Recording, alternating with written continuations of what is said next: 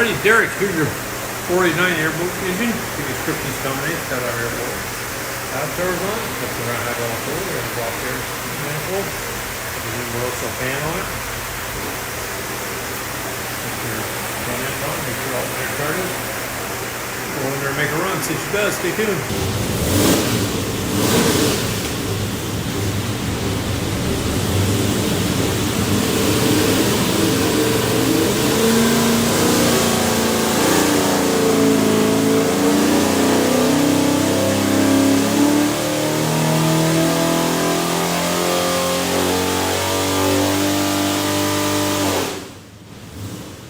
You know, 3,500, 598 foot-pounds of torque, keeps torque 612. Pretty good number there. 6 horsepower, 591. It'll be beautiful high-tech. Make sure it's good clean. Show you a couple things there. See where it is.